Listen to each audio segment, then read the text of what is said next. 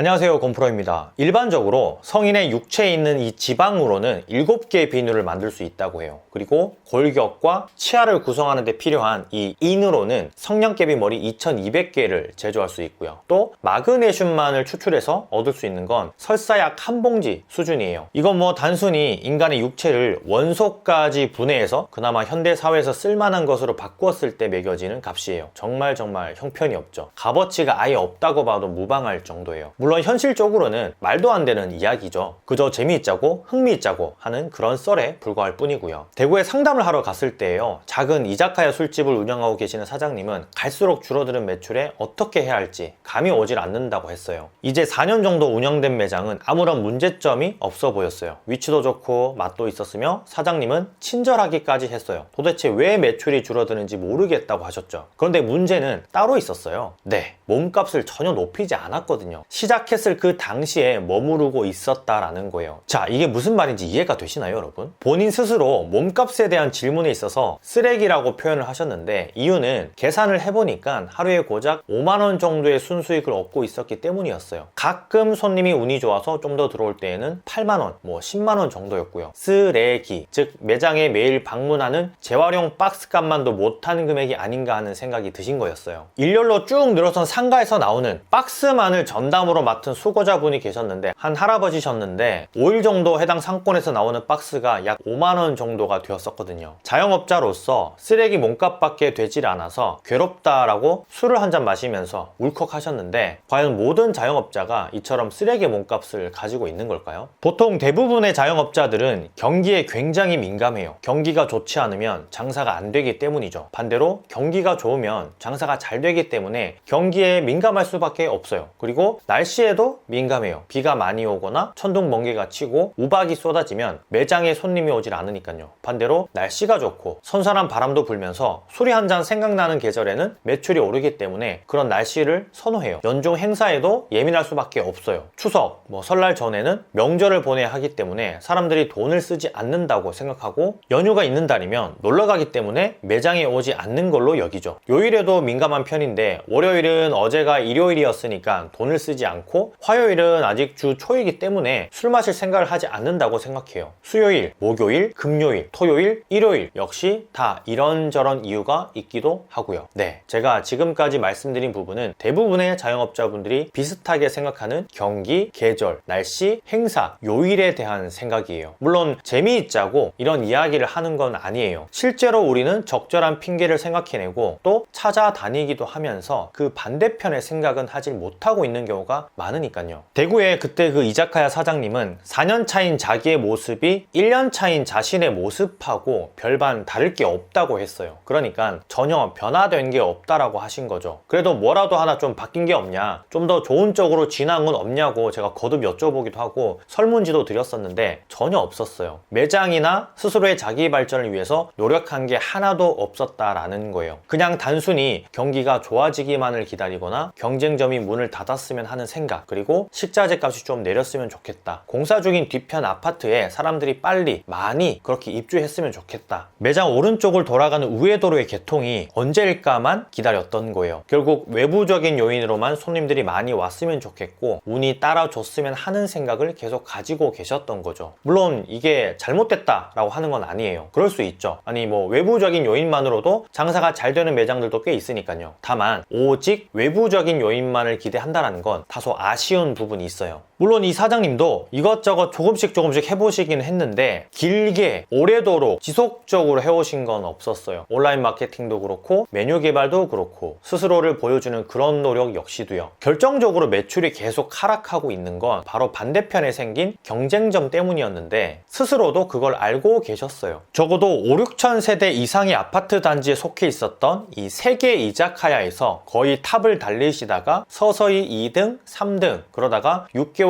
전에 새로 생긴 다른 경쟁점이 치고 올라오면서 결국은 4등으로 몰락을 하신 거였죠. 다른 3개 이자카야는 참 힘든 경쟁 상대임이 분명했어요. 제가 다 가봤는데, 한 곳은 인스타그램에서 이미 유명세를 타서 손님들이 매일같이 몰려들었었고 예약을 필수로 해야 되는 그런 맛집이기도 했어요. 또 한 곳은 지역 커뮤니티랑 협력 관계를 구축하고 있었어요. 네이버 카페 2곳에 이미 제휴를 한 상태더라고요.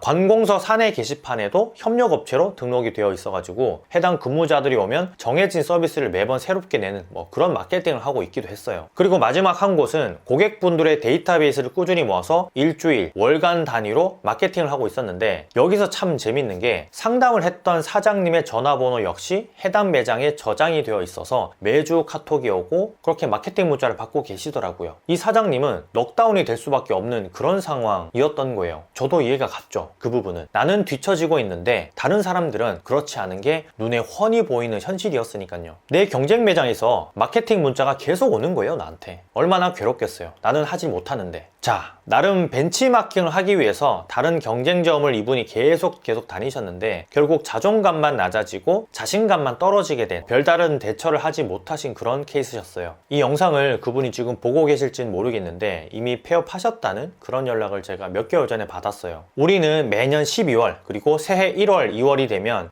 이번 연도에는 좀 더 나은 생활을 하기를 바래요. 연봉이 올라갔으면 좋겠고 매출이 늘었으면 하는 마음을 내비추죠. 모두들 다. 그런데 정작 그런 결과물을 얻기 위해서 내가 했던 노력들을 생각해보면 딱히 떠오르는 건 없어요. 단지 아까 대구 사장님이 생각하셨던 그런 것 뿐인 거죠. 직장인은 내년이면 3년 차이니까 대리를 달 수 있지 않을까? 이번에 회사가 돈을 많이 벌었으니까 PS가 나오지 않을까? 자영업자라면 옆에 큰 병원이 오픈하니까 손님들이 많아지겠지? 경쟁점이 하루라도 빨리 폐업했으면 좋겠다. 월급이 올라서 돈 많이 좀 쓸어 왔으면 좋겠다, 우리 매장에. 죄다 외부 요인으로만 어떻게 상황이 좀 좋아졌으면 하고 생각하는 것 뿐이라는 거죠. 우리가 기본적으로 매출이 늘려면 내가 하는 행동 하나하나가 의미가 있어야 돼요. 단순히 매번 똑같은 행동을 하면서 매출이 늘어날 거라고 기대하는 건 아무런 의미가 없어요. 그저 운 100%로 인해서 늘어나는 매출은 일시적일 뿐이라는 거예요. 나로 인해서 부가가치가 창출되고 매출이 는다는 건 그만큼 내 몸값도 덩달아 올라가는 경험을 하게 돼요. 그러면 계속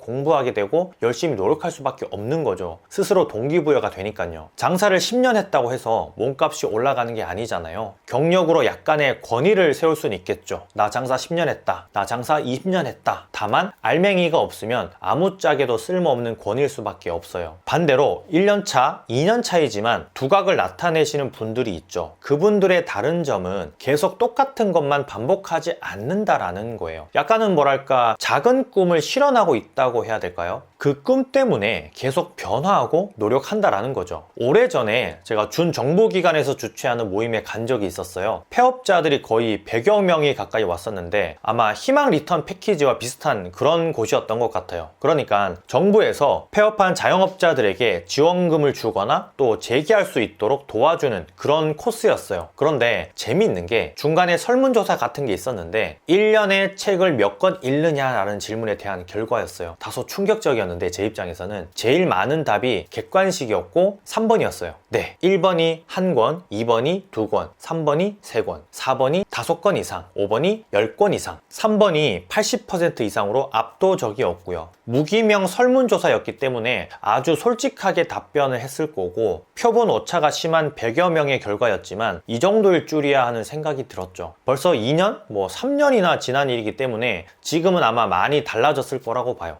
그래야만 하고요, 당연히. 자영업을 하면 적어도 내가 직장 생활을 할 때보다는 돈을 조금 더 많이 벌어야 돼요. 다들 그러기 위해서 회사를 관두고 장사를 시작하는 거고요. 그런데 자기 발전 없이 시키는 것만 해서는 절대 그런 수익을 낼 수 없어요. 아이템만 좋다고 해서, 자리만 좋다고 해서 그렇게 수익이 계속 올라갈 수는 없다라는 거예요. 자기 개발에 어느 정도는 투자를 해야 한다라는 거죠. 월 200만 원을 번다면 적어도 10%는 자기 개발에 쏟을 줄은 알아야 하는 거죠. 100만 원을 벌면 10만 원은 투자해야 그 10%가 나중에 50%, 100%, 200%로 돌아오는 거고요. 당시에 설문조사를 진행했던 강사가 있었는데 그 강사분이 그러더라고요. 책 한 권에 투자하는 그 돈이 아까워서 투자를 안 하면 계속 뒤처진다고 말해요. 그런데 그 강사는 제가 봤을 때는 잘못됐어요.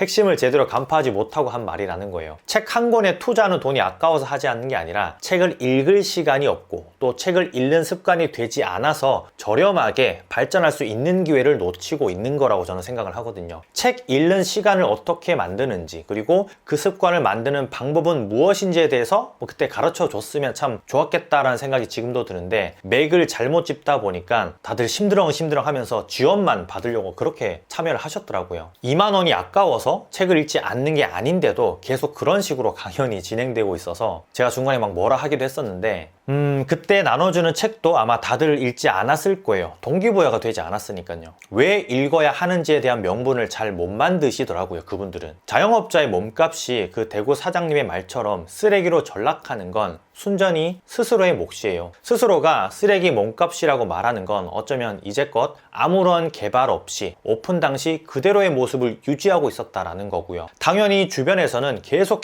발전하는데 혼자만 덩그러니 잘하지 않고 있으면 키 맞추기가 되질 않는 거죠. 우리가 연봉이나 연수입을 500만 원, 1000만 원만 더 올려도 이제 금리가 오르고 있는 시점이기 때문에 5% 이자로만 계산을 해도 1억 원 이상의 추가 자산의 유동성을 확보하는 셈이에요. 뭐 더 이상 쓰레기 몸값이 아니라는 얘기죠. 그렇게 되면. 얼마 전에 줌으로 강연을 하면서 스스로 몸값을 올려서 부가적인 수익 창출을 하고 있는 자영업자분들을 소개한 적이 있는데, 이분들의 연차는 2년 차가 가장 많았어요. 2년 차임에도 불구하고 10년 차 사장님들 뺨치는, 가르치는 능력이 있었다라는 거예요. 안주 하나 제대로 만드는 능력으로 파는 법을 배워서 가르침을 실행하니까 한 번에 5명만 모아도 한 명당 뭐 50만 원에서 100만 원씩 받아서 500만 원의 부가 수익을 올릴 수 있는 거였죠. 실제 프로들의 세계에서는 메뉴 하나당 평균 뭐 300만 원에서 1000만 원까지 거래가 되는 걸 생각하면 다소 뭐 조금 저렴한 가격이라고 생각할 수 있지만, 전 충분히 만족해도 될 만한 금액이라고 생각해요. 이제 2년 차인 경력임을 감안하면 말이죠. 자기의 몸값이 쓰레기라고 생각하는 건 지금 그때 잠시뿐이에요. 우리 몸이 처음 말씀드렸던 것처럼 원자까지 분해해서 비누로, 성냥개비 머리로, 설사약으로 팔 건 아니니까요. 매장의 매출을 올리지 못하면 다른 걸로라도 부가가치를 창출해야 되는 노력이 필요해요. 그래야 몸값 역시도 자연스럽게 올라가니까요. 좋아하는 걸 노력해서 더 잘하고 더 좋아하게끔 하는 건 단지 취미 생활일 뿐이에요. 내가 지금 생업을 하고 있다면 생업에 먼저 노력을 해보는 건 어떨까요? 분명히 싫을 수는 있겠죠. 뭐 생업은 취미가 아니니까요. 재미가 없을 수 있어요. 그런데 그게 자기 개발이 되고 싫어하는 것에다가 노력했을 때 얻어지는 성과가